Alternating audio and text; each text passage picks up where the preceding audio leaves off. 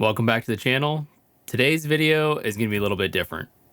It's just going to be me and you having a chat, and we're going to take a little bit of a strange approach. I am going to do this in one take. We're going to enter into a rabbit hole of a topic. Not really totally sure where it's going to go, how it's going to end, or where we're going to come out, but if you're willing to take the journey, here we go. All right, topic of today is what we call the 5 factors of good building. This is core to everything we do as a company, really as people. It's kind of become our guiding principle. These are the things missing most often out of most houses: high end, low end, high performance, low performance. Usually we talk about them in a certain order, but I'm actually going to flip that order around. I think maybe it's a more interesting topic to talk about going in this backwards order. Also, I kind of want to talk about this one first.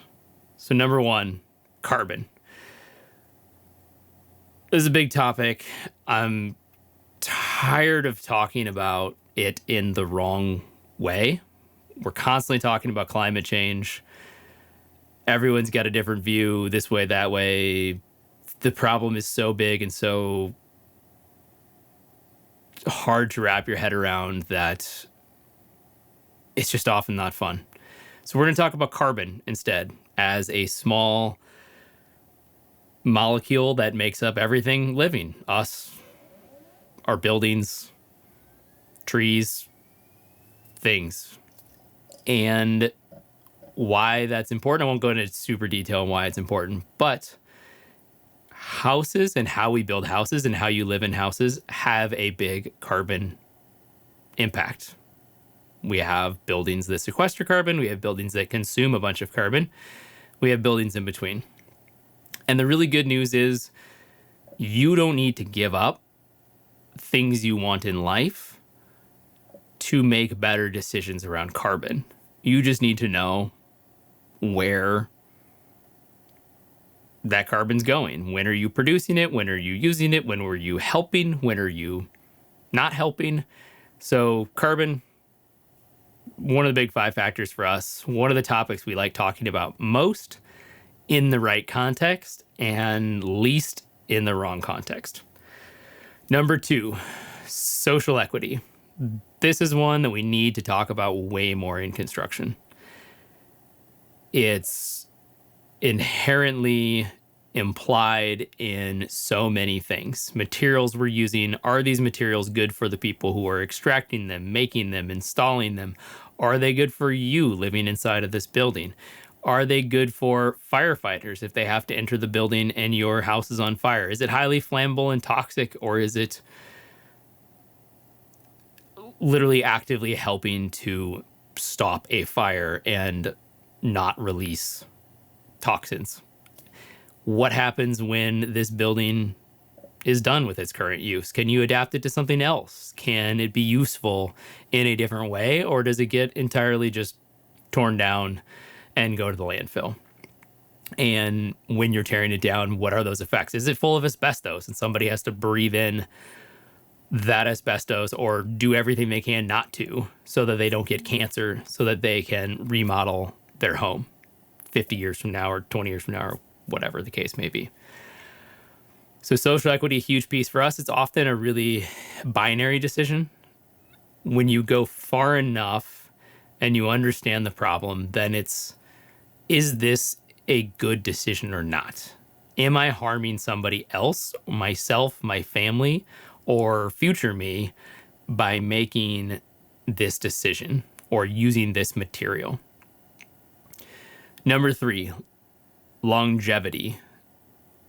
You could call this sustainability. I feel like that is the most commonly used term, but also another one of those terms that means something different to everybody else.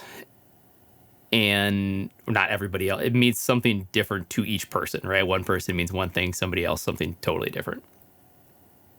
And We really like using longevity because I think this gets more to the core and feels more intuitive.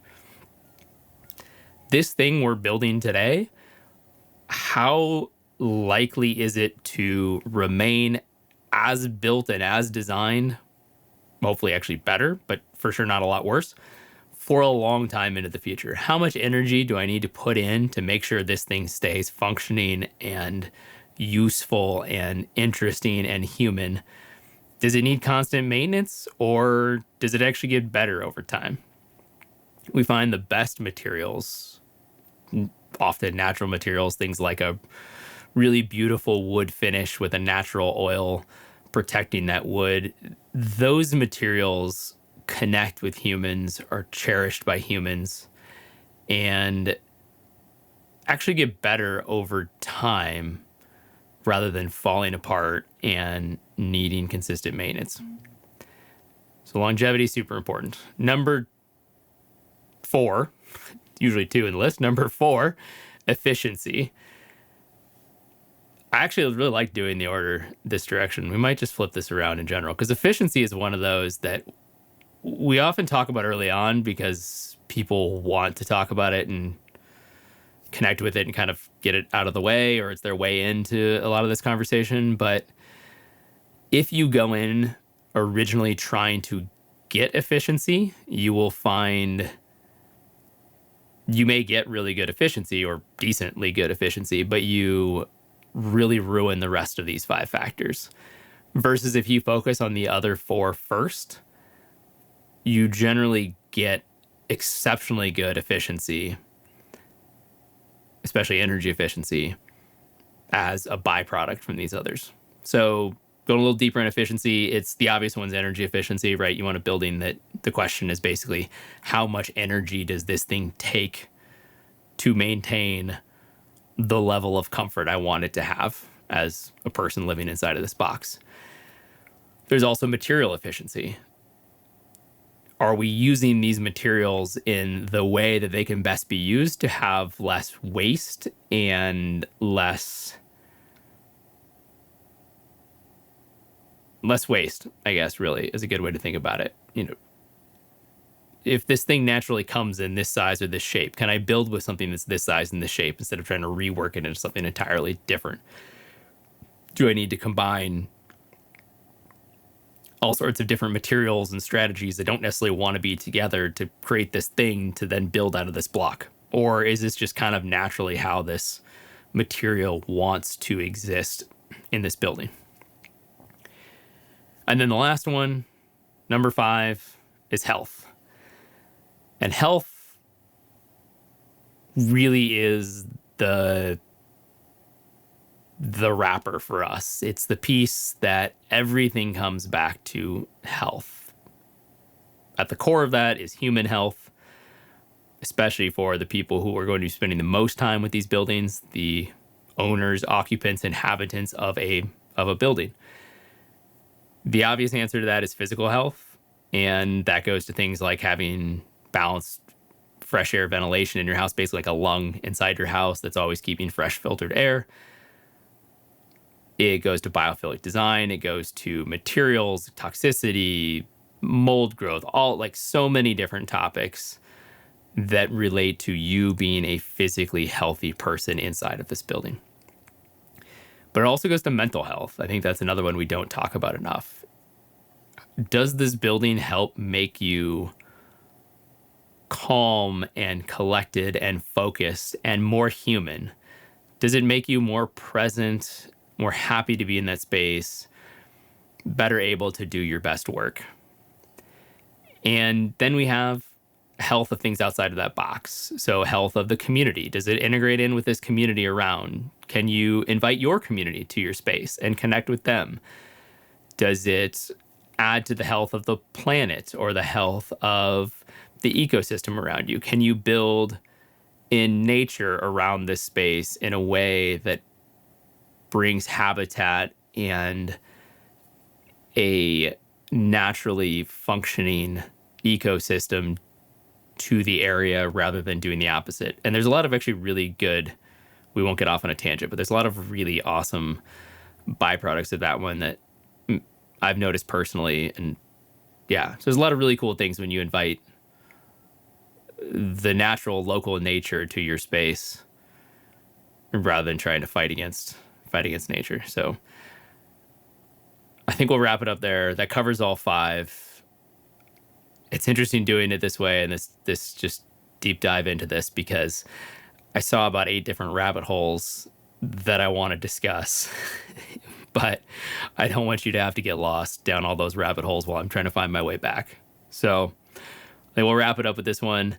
Those are our 5 factors: health, efficiency, longevity, social equity, and carbon. Really curious to hear from you about how those either do or don't speak to you, other factors you might swap out or you might include. Maybe you want to make 10 factors. Maybe you want 1 factor. I don't know. But I'd be curious to have the conversation. I think that's what's most interesting about these things is that they are meant to be conversation topics. This is not meant to be a certification or something to strive for perfection. We do have a quantitative scale to go with the qualitative parts of these, and all of these do have 10 points on our 50-point scale. But when we created that, the point wasn't to try and get a platinum gold star. The point was to create a guide to sit with these problems and create more conversation and learn better ways to build better and